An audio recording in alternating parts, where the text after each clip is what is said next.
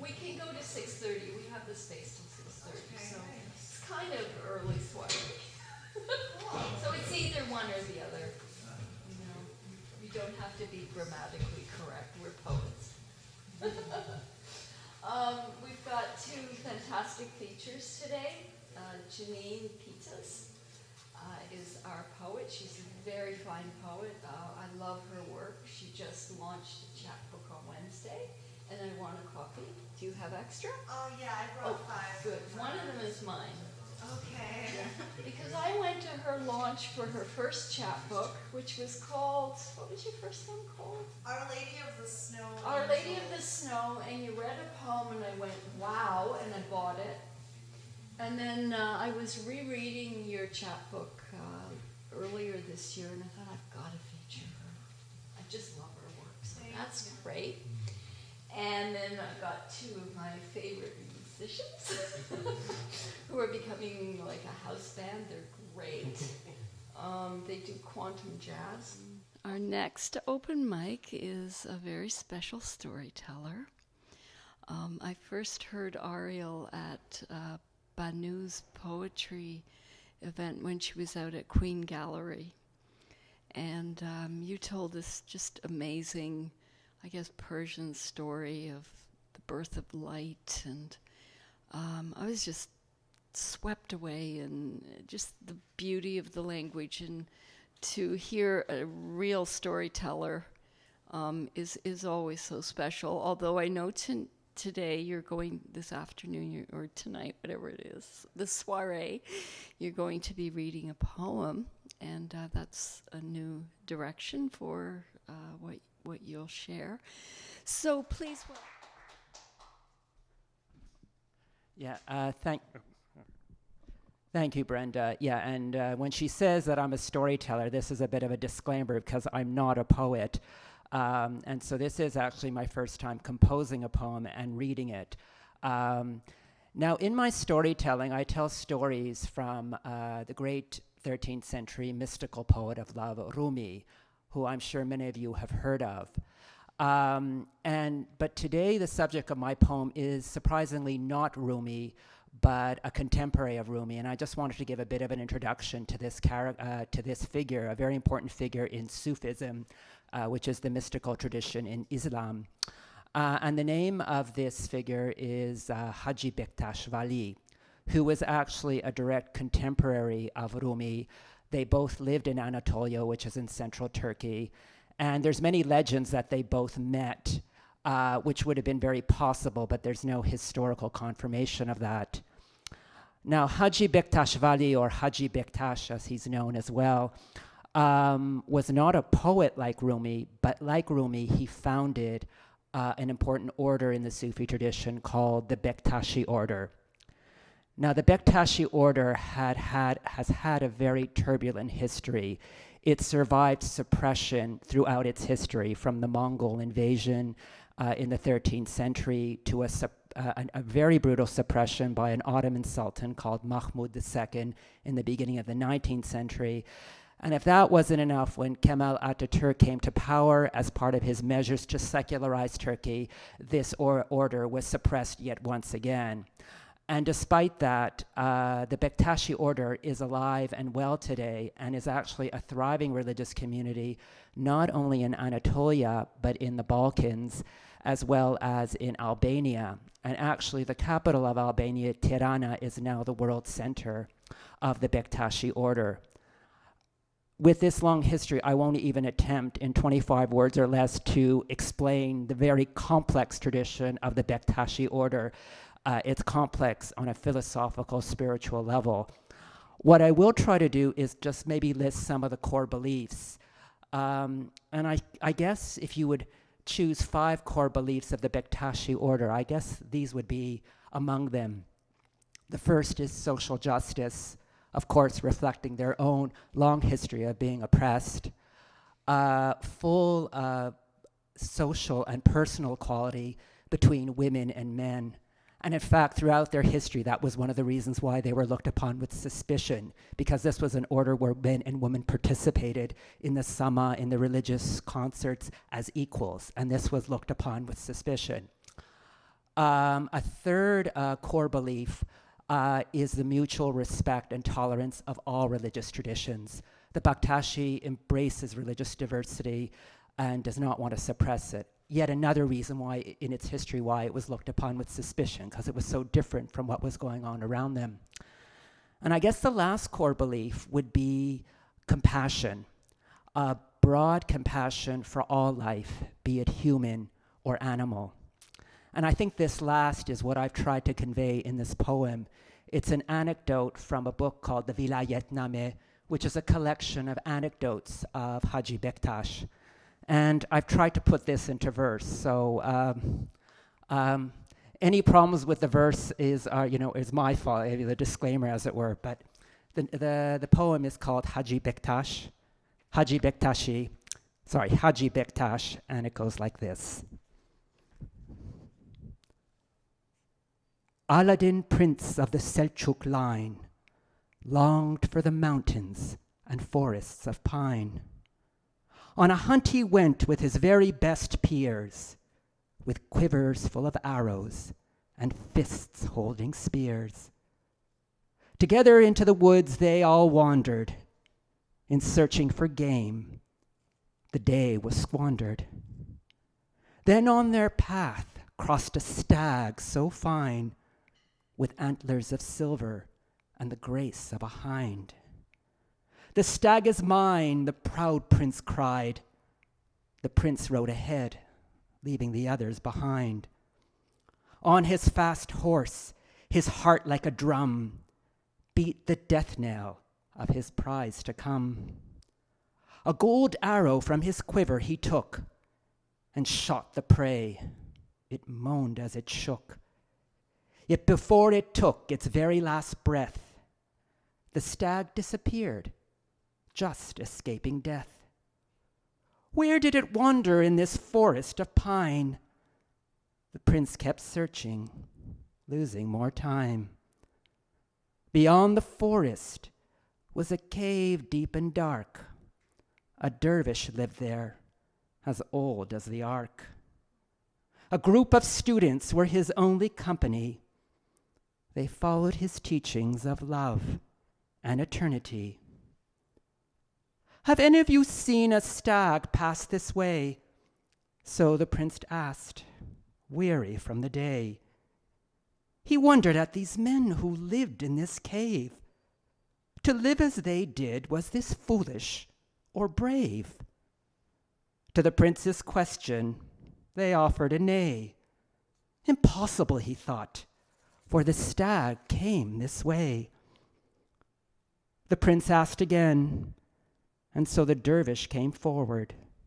So wise, so gentle, the prince stepped backward. From his wool cloak the old man drew an arrow, golden like the sun, swift like a sparrow. How the dervish had his arrow he could not guess. The young prince only stared, startled and speechless. The old man smiled at the young man's dismay. Was this the dervish, the very stag he had slayed? I am Haji Bektash, the old dervish said. Legends of me are both sung and read. I am nothing if I live not in every living thing. Compassion is the only jewel set on my ring. I was a dove chased away to this land. In this quiet cave, once again I became a man. When I learned that here the prince hunted for play, I decided too that I would suffer like his prey.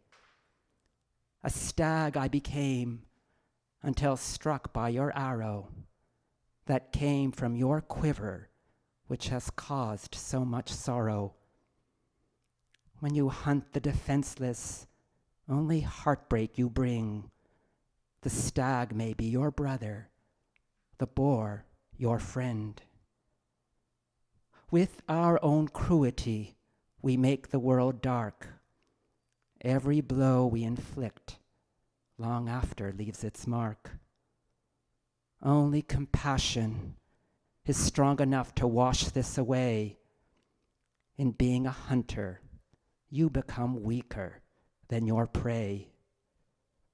Oh, Prince, be the hero, be the strength that protects, and never the tormentor of those the world rejects.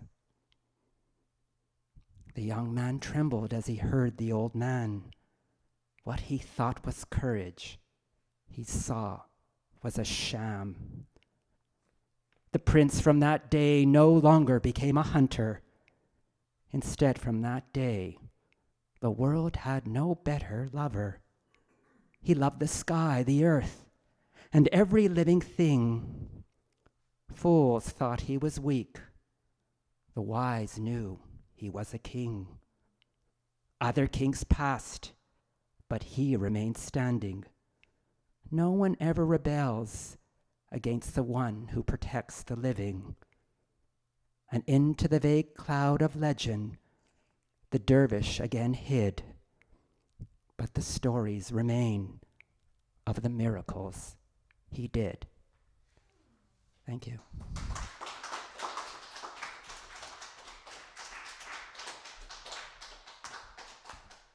That was superb, Ariel. I'm just so honored you came out, and he's internationally known, this man.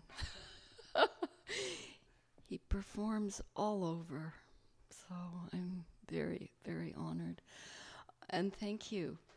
And you know, I just love the way light and dark mesh and interconnect in the stories and in that poem. There's a transcendence to it. There's a sacred quality, as well as, you know, the diurnal and nocturnal. But yeah. And of course, there's always wisdom and leadership and okay, well, we'll go. And Anatol was walking by and saw the sign and came in, and he actually runs a magazine on poetry. He does a newsletter, an online e-zine or whatever. He does a newsletter, and we're going to be in it. Oh, this is just amazing. So he told me he normally doesn't write in English. Don't know how many languages you speak, but probably more than a few. But he was very inspired this afternoon, and he went and sat down and wrote some poetry in English, and so he's going to share a few lines with us. Welcome, Anatol.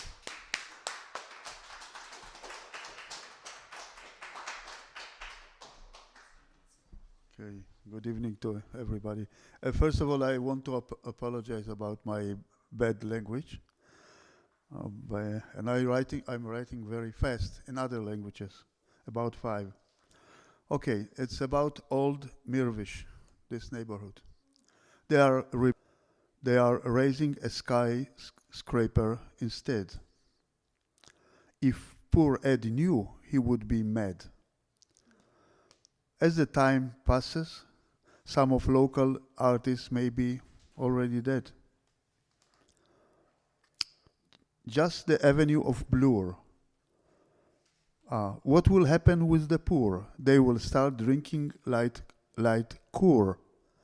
Many visitors will come for a tour. Toronto will be tall and high. We will live near the sky. On the 100th floor, we'll have coffee with apple pie. If somebody will ask if I'm a millionaire, I'll deny. You, the 20th century, go away. We have to renovate. There is no other way.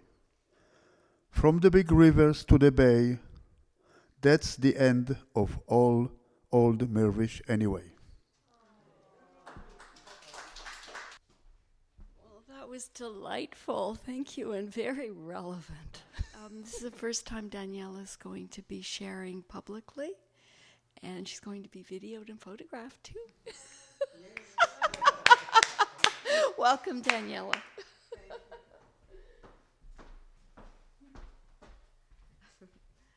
The first poem I will read is called Anxiety.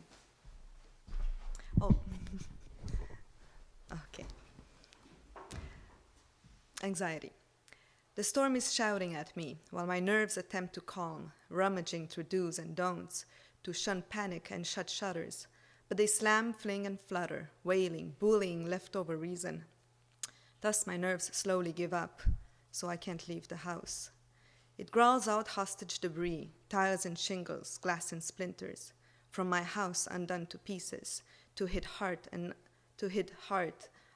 not think straight, while my mind attempts to settle, to gather both feet and flee off. But they're beaten by the beams, so I can't leave the house. The bombs tremor at my feet, or my feet do when they thump, while I've later to no time to diffuse my growing chaos. But their ticking, loud as cymbals, echo painfully deep in my head. I'm either disoriented or blown, so I can't hear what you're saying. They blast finally within me, while my chest attempts to quiet, to take in full breaths again, to see through thick blur again. But the blow took all my air, the bombs, and my time elapsed. There was no red wire to cut. Still can't hear what you're saying. And next is The Battle.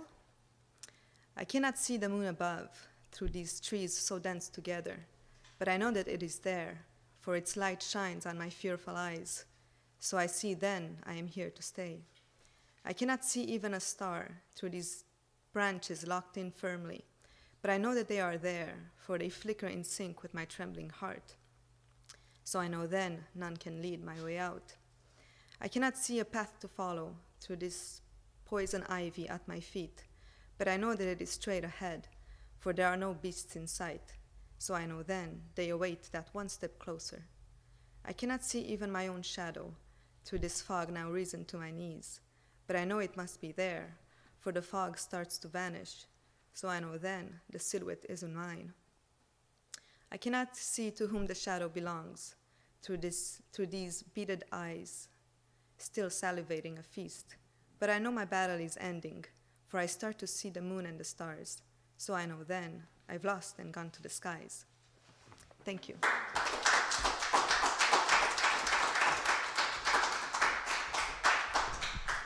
Thank you so much, Daniela, for sharing such deeply personal and beautiful poetry. It's just wonderful. Thank you. And we're going to move on to our first feature. Janina La Papita. If you're looking for her on Facebook, because I wanted to ask her to feature, and I'm trying to find Jeannine Pitas all over the net and on Facebook. And finally, I guess I asked you at one of the Shabby Shares. And anyways, Jeannine Pitas, and I'm just going to read her bio here. She's a writer, teacher, and literary translator who lived in Toronto from 2008 to 2015, and is determined to visit as often as she can afford. She's the author of 2 chapbooks, as you know, and her full-length collection, Things Seen and Unseen, is going to be published by Cottrill Books next year, which is wonderful. She's an active Spanish-English translator of Latin American poets, and for 5 years she co-facilitated Loose Pages, an ongoing creative writing workshop at the Center for Addiction and Mental Health in Toronto.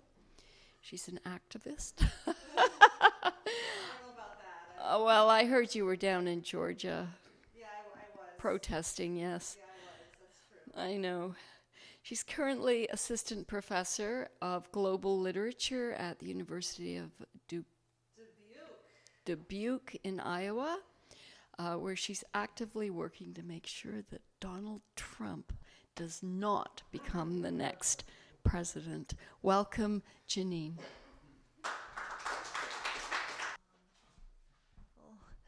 Thank you so much, Brenda, and thanks to all of you for being here. This is a really nice event. I launched my second Lyrical Miracle chapbook on Wednesday, and it was wonderful, but it was total chaos, and people didn't have a place to sit. The venue was double booked. So it was just it was a wonderful mess. So this is a nice contrast, just a small, friendly gathering. I like that. So I just brought my 2 chapbooks. I'm selling the second one if anyone's interested, not the first one. But I'll read a few poems from each. I'll begin with Our Lady of the Snow Angels, which was published by Lyrical Miracle 3 years ago. And it has a poem in it that I consider to be my signature piece, which some of you may have heard, but some of you have not. So for those who've heard it before, I'm sorry. This is called When We Were Human. When we lived in houses like books, lining the shelves of Borges' library. When each of our stories was a hagiography in the Encyclopedia of Saints. When we sat around kitchen tables sipping tea, words floating from our lips like butterflies bearing enormous scrolls. When we unraveled that parchment and still understood the strange cursive letters that moved and flowed like worms beneath the earth. When we stuck our heads out the slow train's windows, beneath us the rails were singing. When we got lost in a forest of conifers, when we made a wrong turn and ended up in the next town. When we took pictures of wasps, for they too were made of light. When we watched the rain falling gently on mushrooms. When we stepped over wet stones in the dark forest. When we searched for stars in the mist. When the hum of mosquitoes was still the holiest prayer. When the veins of our hands were still roots and flowers sprouted from them as we grew old. Now that we know all movement is rotation, now that we are as motionless as stars, now that we search for ammonite fossils in the marble floors of shopping malls, reaching to touch the galaxy's spiral, but only feeling cracks. Now that we neither kneel on pebbles at the river's edge, nor stare down at it from high crags. Now that we would never stop to stroke the scales of a forest snake. Now that we don't stand up to pray the Angelus at noon, and our voices no longer touch each other like folded hands. Now that all our languages have converged into a single word, which we repeat again and again. We are told that we have not changed. We are told we are as we always were. If anything, we are greater now, closer to those angels we once prayed to. We are told we should be grateful as we drift from now to now.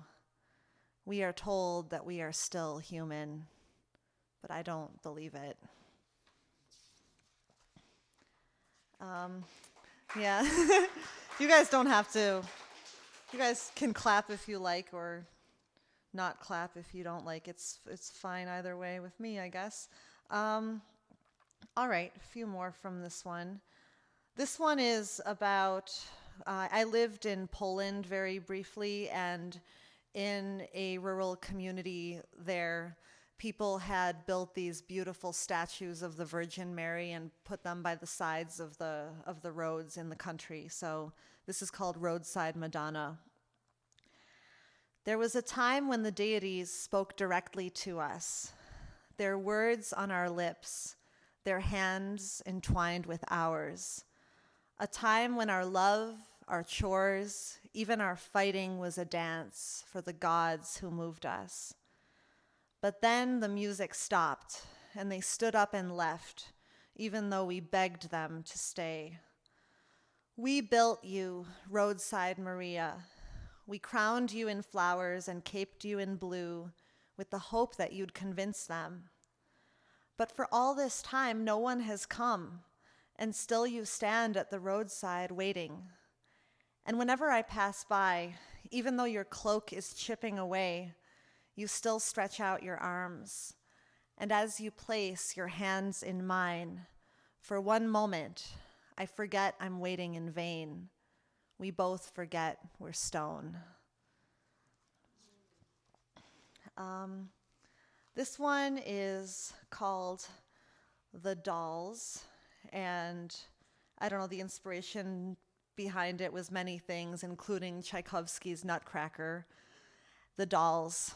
At 12, I was still a blonde Polish doll with a crown of flowers and ribbons, a white lace apron, crimson beads, and a vest embroidered with jewels. All day long, I stood on the mantel, next to an Inuit woman in furs, a Victorian in her burgundy gown, a geisha in her shining kimono. Not one of us dared to move, and the hours rolled by like the heaviest stones. But then, at last, the moment arrived when crystals cast rainbows over the walls, and sunset bathed the room in gold. Night fell, and down we climbed to take our places on the floor. On our left, the brown velvet turtle awakened. On our right, the bears, a bride and groom, sat down to their cups of perpetual tea. Then the papier-mâché owl arrived, bearing a gold violin, and at his first note, we all became human. We even received human names. The geisha Yukiji, the Victorian Sarah, the newlywed bears Jane and John, while I, of course, was Janina La Papita. And all night long, in rounds and rows, we whirled like marbles, like snowflakes, like stars. But then, one night, my parents appeared. They put my companions back in their places and ordered me to bed. The following day, I was back on the shelf. The owl was banished forever. From that night forward, the lamps remained lit. The hours rolled on like boulders. Okay, I'll read some. How am I doing for time? I have like 20 minutes total, I think. I'll read some from the new book, but it's about a very, happy theme of around death and dying. A topic I know nothing about because who does, but I had a few people in my life pass away within the last year, and that's sort of the main source of this book, which just came out with Lyrical Miracle on Wednesday. So here's one for a family friend who, it's kind of a sad story. She was taking care of her mother, and the mother died about a year ago. And then a few months later, the daughter also died of undiagnosed cancer. So this is in honor of her. Sandra Stotz is her name, and it's called The Dutiful Daughter. Early January. Her Christmas tree sits at the curb, her gleaming ornaments put in the attic. She lies in the hospital as pneumonia-gray winter leans over her bed. Is it really time to step into the white? As cousins gather around her, she refuses to meet their eyes. There's a wingless creature calling for me. Even in heaven, she needs to fly. A woman's work, to be wings for others. We know that babies are carried by storks. We weren't told these great birds lose their wings upon landing. If the baby is a girl, the stork becomes hers to drive to church and doctor's appointments, hers to carry from bed to bath, to sit with through sunsets, to plant bulbs for in spring and rake leaves for in autumn and shovel snow for in winter. Today from her bed, she still hears her heavy, wingless mother ordering her to follow. Break the mirror and turn from it, the bird angel's voice commands. It's time to set the watering can down. Let ancestors turn back into ghosts. Watch the hands you hold become gnarled wintered trees and release them. This one is, I'm going to read one that's really, really kind of long, if that's not too difficult to sit through, but it's actually a mixture of poetry and little stories, and since we have some storytelling people here, it might be a little bit of a change of pace, so I'll read this one for you. It's called River Rooms. She's standing in the kitchen with her friend Kasha. They're about to make curried potatoes, and she's ashamed to admit she doesn't know how to cook.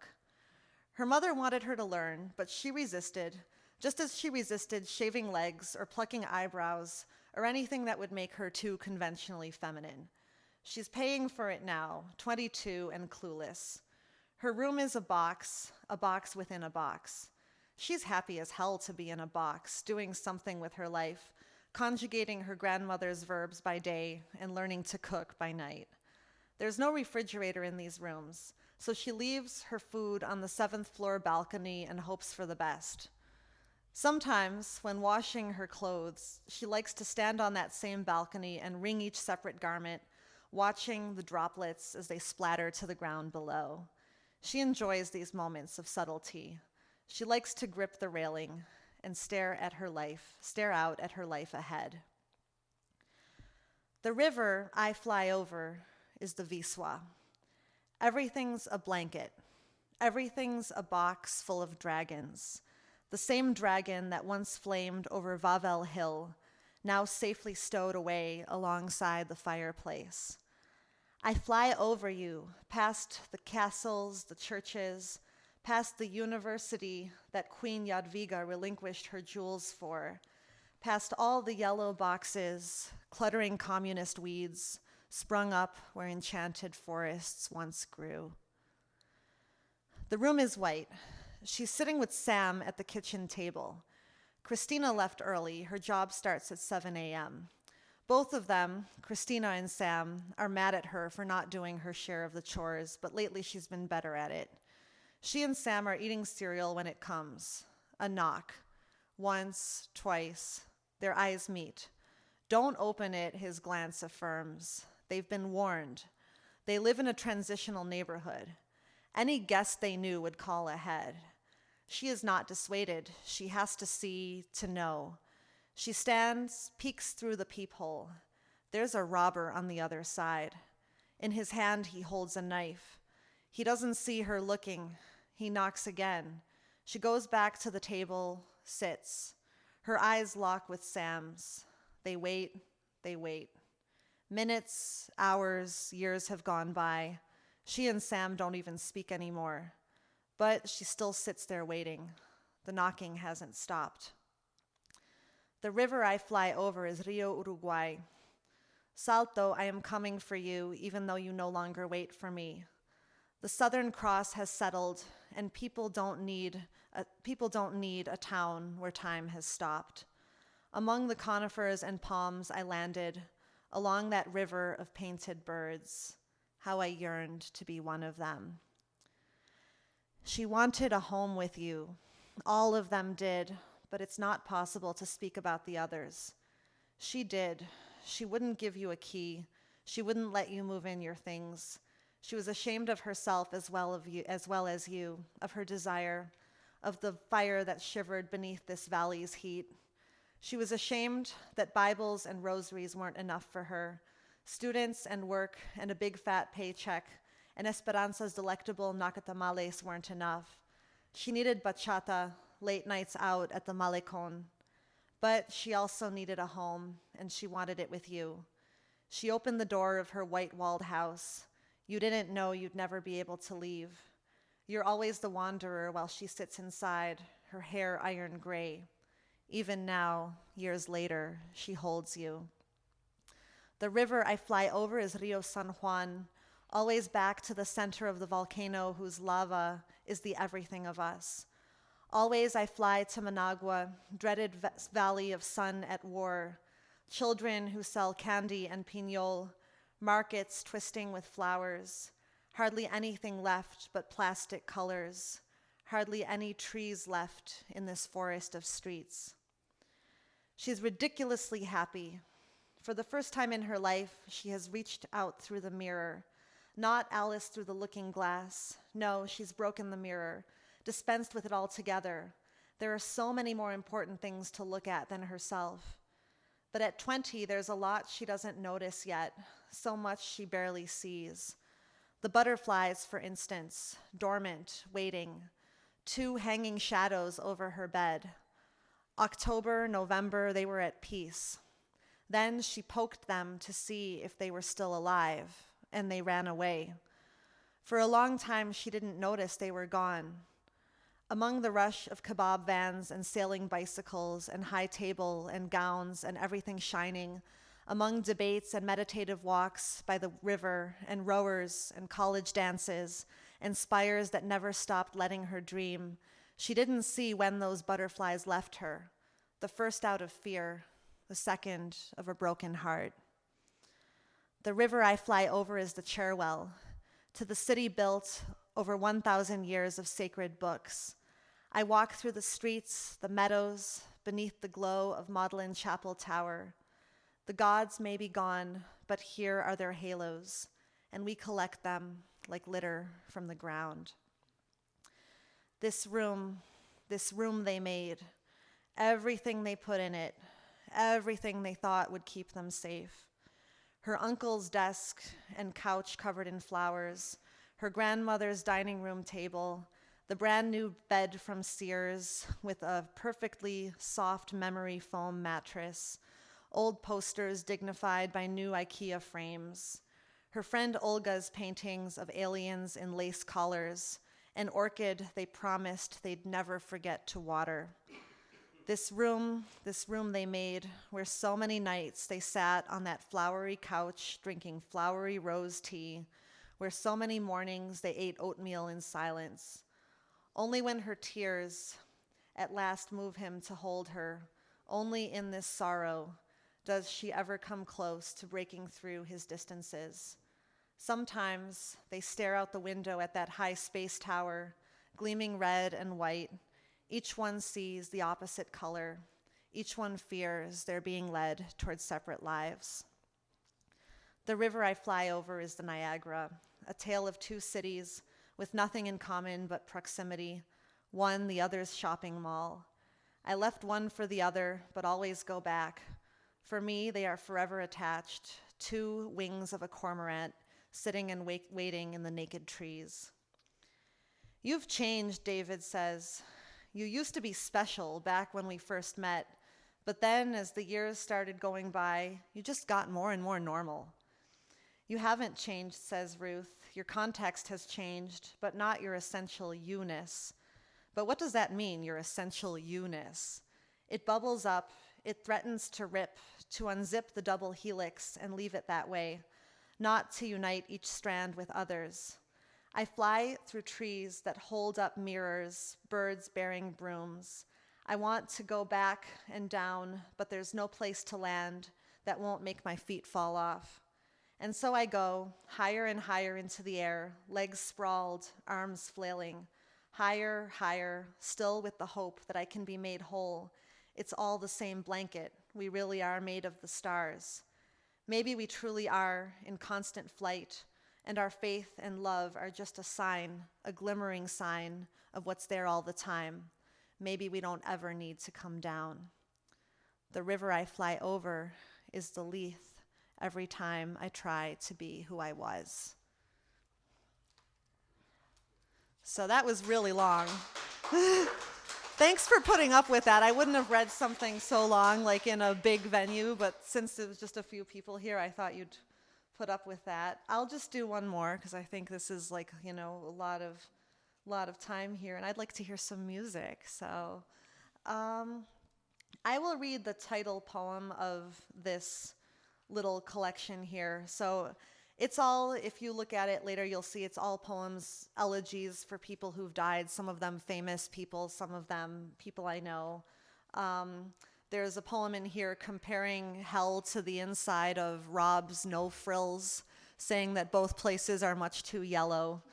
You can look at that one. Not that I've been to hell, but if I picture it as being very yellow and kind of like maybe any no frills, but Rob's is the closest one to where I lived. But I'll just finish with the title poem of this collection, and it's called A Place to Go. So here we go. Do they sit around a campfire or dance with brilliant streamers flowing from their wrists? Do they hold endless banquets with feasts of light? Perhaps they love as we do, minus the heartbreak. I don't know, but I trust them. And as more people I've loved set off on the journey, I yearn to join them. It's not that growing up makes life lose its luster, but those lusters belong to the people we laugh and eat with, the ones who tell us stories when we're children, the ones who promise us one day we'll see another world. But now that place is close, calling, ordering them to say goodbye. It's a dance. Why do I fear it? People hold back and cling to the concrete slabs they've built. Why do they tremble in sweaters and wet shoes? A chain of light climbs the mountain. I am told, do not be afraid. After years of hedging my bets, I find the metal begins to pull me. This is not an end, but a crossroads. The deserted path we must climb leads to fields of sun. Thanks.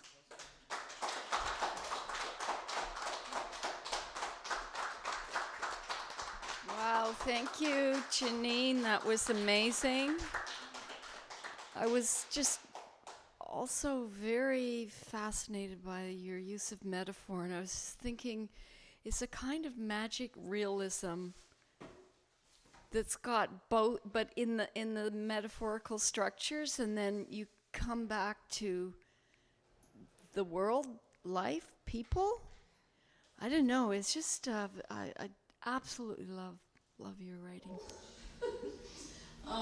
So Liz is the first time Liz has shared her poetry publicly. So we're popping another cherry. That's 2 today. Okay, welcome, Liz. I don't know anything about you or don't need to. Anonymous.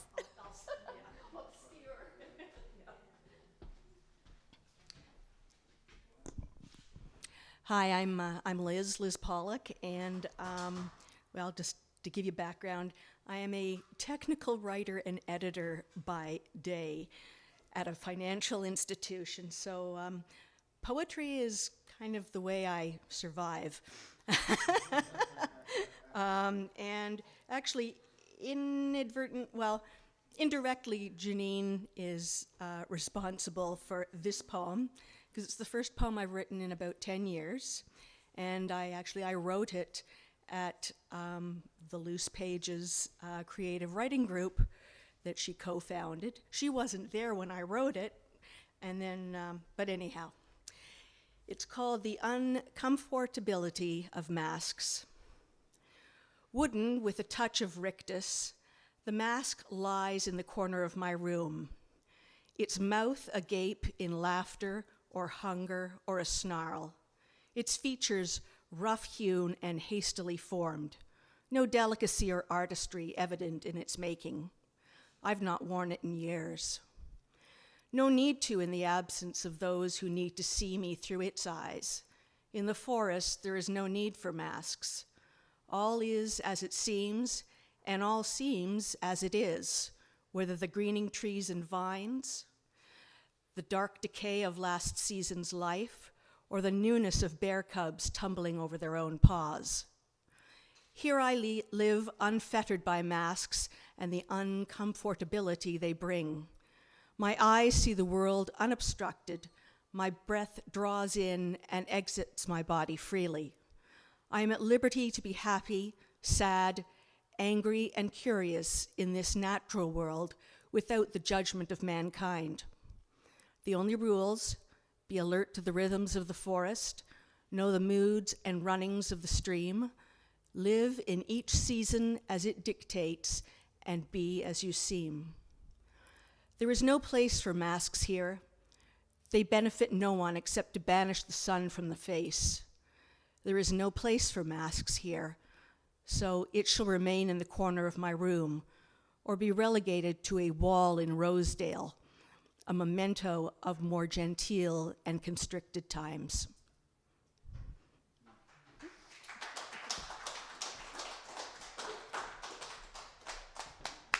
Thank you, Liz, and I hope this starts a nice, long future of sharing your There's a lot of poetry in Toronto, and a lot of places to share. So that was wonderful. Thank you. Okay, how about Sharon? And I've known Sharon, since 1979, maybe? 1980? When I met Sharon, she was this lady with this big, black hair, and she was just a wild spirit. Very smart, and, she wasn't a wild woman or anything, but you just had this kind of magic about you. And I remember that your hair was quite long, and you always seemed to be a very strong woman to me. She was a very close friend of a woman who was a very close friend of my father's. And then I had a show at Q Space, and there was this lady there saying, "Oh, I like these paintings." And we figured out who we were. I think you recognized my name, or suddenly like, Sharon, Brenda, Sharon, Brenda. So since then, we've kind of gotten to know each other, done some poetry workshops, and I've seen you just really focus on your poetry and developing it to the point where I'm going to feature Sharon at the next Poetry and Music Salon at the end of January, and Norman. So that's going to be wonderful. Welcome, Sharon. I tend to write rather contemplative poetry, which doesn't lend itself to performance. And lately, I've been inspired by pictures that people send me on the internet. So I've written a series of poems based on those pictures. I will leave the book lying at the back. If you want to get a better look at the pictures, you won't get much of a look from this one. But this is the poem.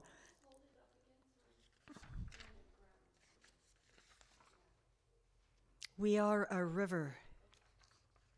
We cascade over millennia, cut through rocks, wind around trees, reflect the sun, rest under ice, ride the back of history upstream, arriving at last where we first began.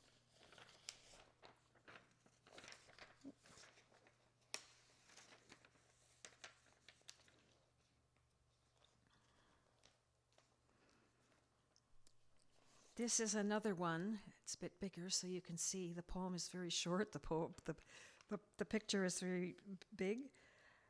Dusk, above the trees, sun, a dollop of sour cream in a borscht evening sky, reflection on the water, obelisk memorial to space and time.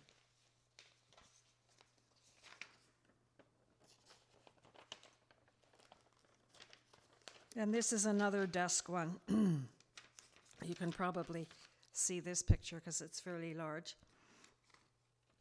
Dusk sits on the water in examine of the day.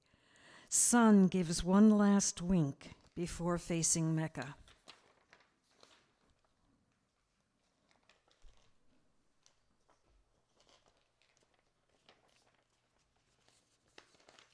And this one here.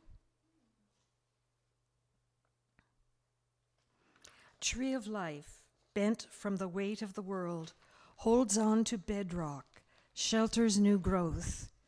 Horizon, burst of cadmium above green sea, sky, a mosaic of stars, big top and backdrop. And this is one, this went around, many of you have probably seen it. A Syrian refugee made this out of stones. And it went to quite a few people I know, and it inspired this poem. Refugees, stones honed flat, smooth, life-worn, strife-born, out of the tumbler onto the table. Family trudges, stone bones crunch the miles, heads off kilter from weight, bundles, babies, broken promises. We hold dreams in our arms, belongings on our back, our breath in fatigue. We hold on to hope and to each other. Now there's one I did based on a picture. It's not here. I did one based on a picture that Brenda did, but it seems not to be here. I'm so sorry. I'm so sorry. Yeah.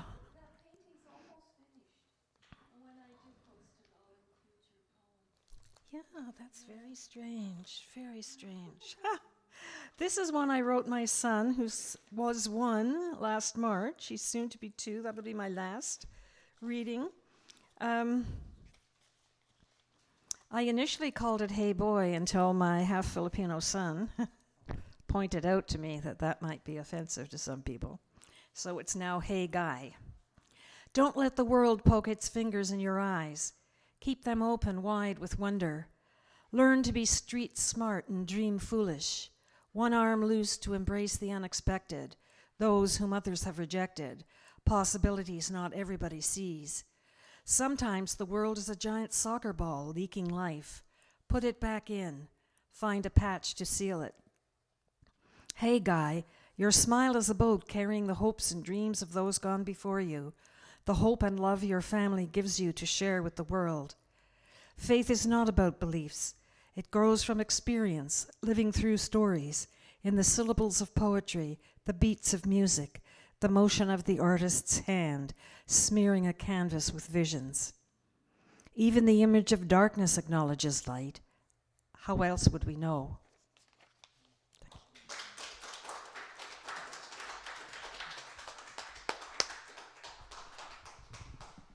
Thank you, Sharon. It's wonderful to have some ekphrastic poetry. And I really, I love it when one art speaks of and to another art. I don't know what that is. Writing in film and poetry and visual art and, music and poetry. So, Jeff.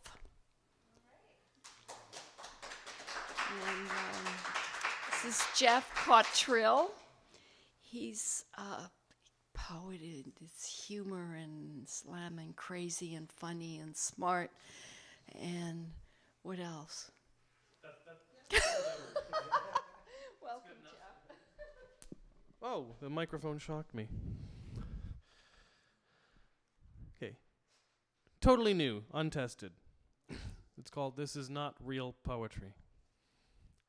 This is not real poetry because in the first 5 words I have already broken the Khoisan rule that one must never write poetry about poetry. The same logic that makes Tom Stoppard a hack, since he writes plays about plays. This is not real poetry because it has no intended rhythm or meter. It is just an anarchy of chopped up prose with line breaks not random enough to be called art. Best to chuck it down a literary memory hole with William Carlos Williams and his breakfast plums. This is not real poetry because it is devoid of concrete sensory imagery, and poetry is worthless without concrete sensory imagery, or so the real poets tell me. The argument I hear tends to go like this. Poetry is about images and how you sense stuff and how you make the reader see and smell and feel the same things, but in sort of a poetic way with words, okay? And if you can't do that, then you're stupid and boring and you shouldn't write anything ever. Stupid. No way I can win that debate.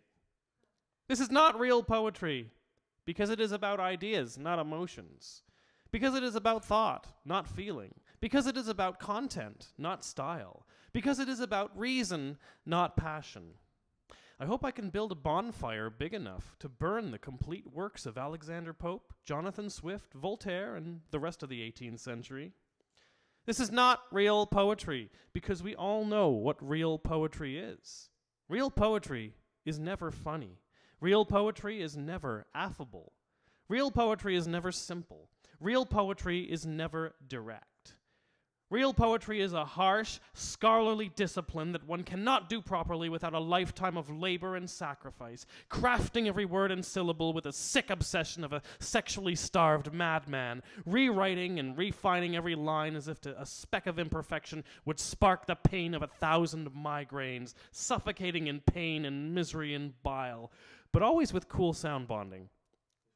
Real poetry is no fun. That is why I never write it. That was called This Is Not Real Poetry. It's totally new. And here's another one that's not real poetry. It's called Delay. Attention all passengers on the Young University Spadina line. We are currently experiencing a delay northbound at Glencairn Station due to a mechanical failure. Trains heading northbound on this part of the line will experience longer than normal travel times due to signal problems and passengers leaning on the doors as well. Or maybe not. We don't really have any passengers leaning on the doors or signal problems or mechanical failures right now. There haven't been any jumpers either, and we're not changing drivers at the station. No, the truth is, one of our drivers, he's forgotten how to drive a subway. He was just going along and whatnot, and then he just forgot.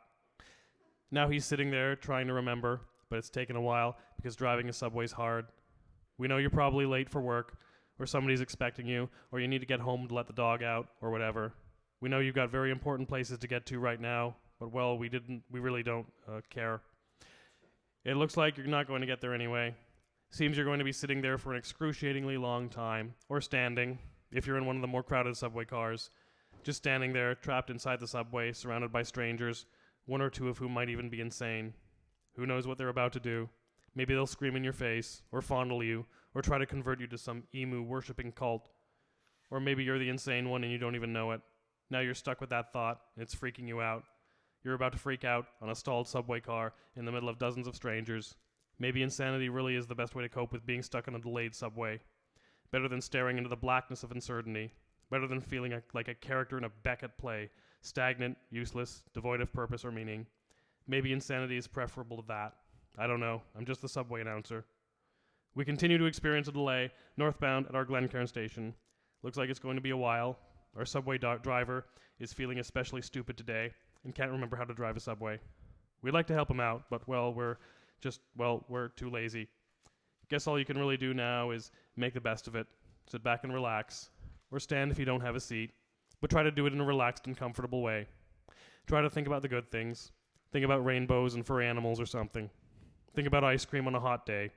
We don't have any ice cream for you, but it's nice to think about. Think about Bill Murray and how cool he would be to hang out with right now. Whatever you do, don't think about how you're probably about to be fired for tiredness because of this delay. Don't think about how you're standing up your friend and you can't let them know you're running late because there's no cell reception in the subway tunnel, so they think you've forgotten all about them and now they resent you. Don't think about how your dog is probably going to starve to death and how you'll probably get in big trouble for cruelty and neglect. Don't think about the utter emptiness of this moment, about how life has ceased to progress in any useful direction, much like these delayed subway trains. So try not to think about these things.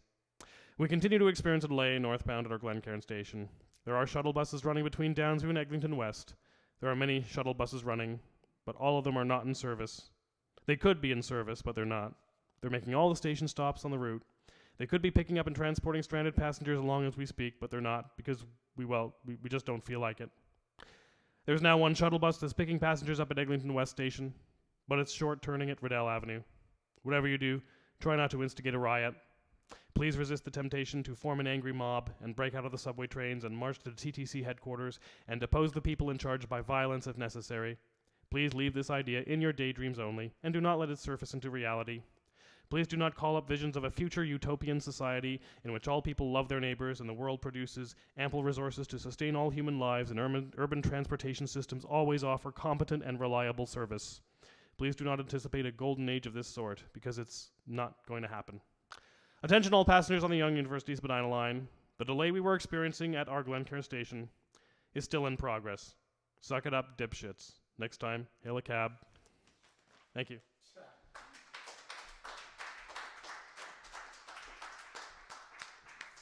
Thank Thank you, Jeff. And yeah, we love TTC.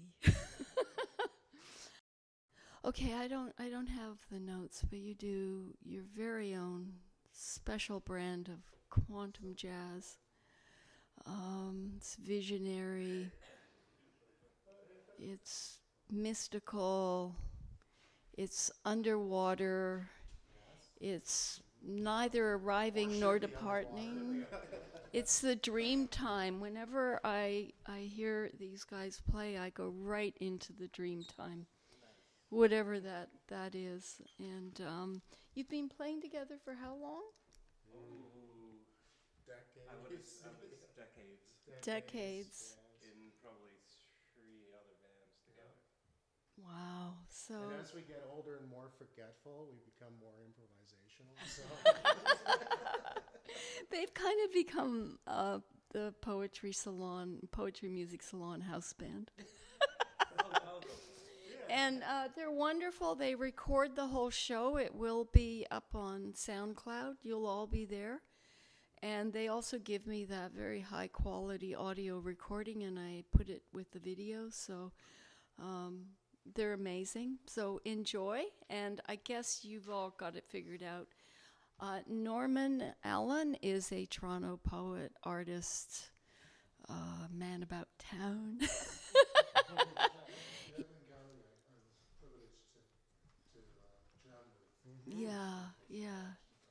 Yeah. And he's going to do some open mic. He's had a couple of books published. And he also runs a monthly poetry workshop called Renaissance Revival on Markham here on Butler. If you'd like to learn more about that workshop, Sharon goes, and I went for quite a while as well. You can get on his list. So welcome, Amoeba Starfish. Thank you very much. It's an honor to be able to share the fabulous Markham House space with all of you, the poets and the storytellers, and for all the newcomers. Tonight we're going to do something a little different, or kind of different. We're kind of making it up. We're going exploring, so we'll see what happens. I'm going to start out with some sound from the Arctic, and it's a beach and some iceberg calfing sounds, kind of, and then we'll see what happens from there. Maybe we'll calf ourselves.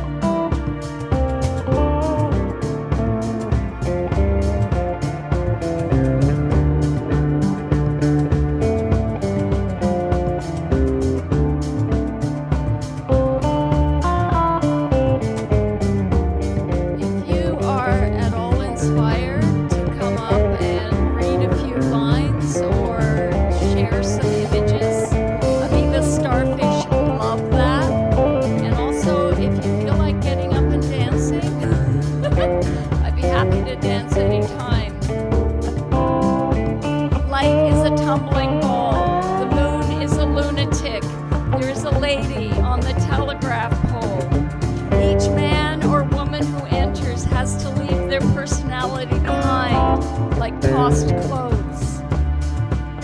Pastel lightning crosses the sky. The moon is a fetish, a fat moon. The moon contemplates itself, a blood moon.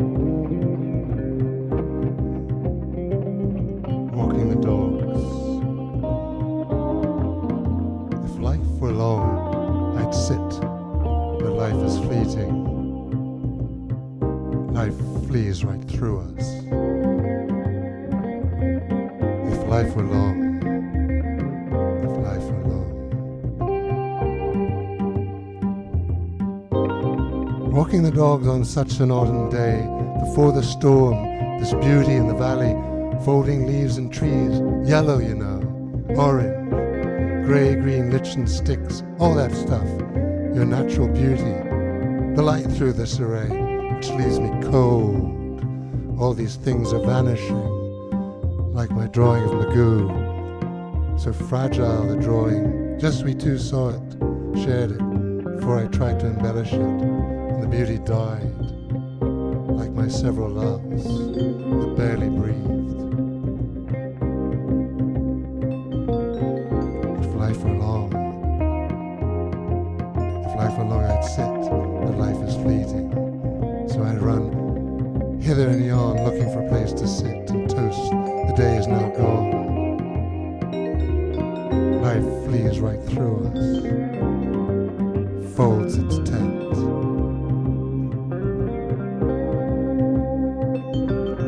I met Magoo the other day. Such a frail face, bundled against the night, fragile as a robin's egg, already shattered. A lifetime ago, Magoo dropped his first acid trip. Not even a paisley, he said. A lifetime on, and he's no more filled and empty. Time has run roughshod through his face, and whether or not anything has happened, everything is done. A manuscript as long as time, bleeding its few memories. Read once, now waiting a wind to blow the covers shut. All my summer's gone. I figured one might come again if I could just hold on.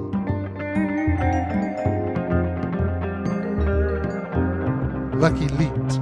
He so enjoyed himself, dog bounding through the autumn fields, while I worried today.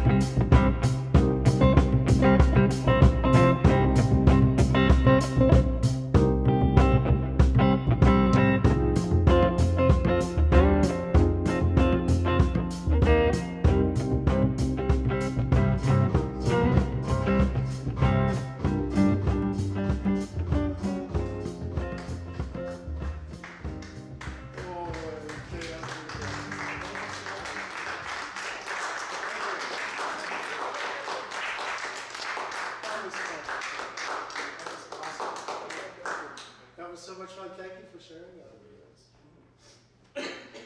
And joining in. You're not finished yet, are you?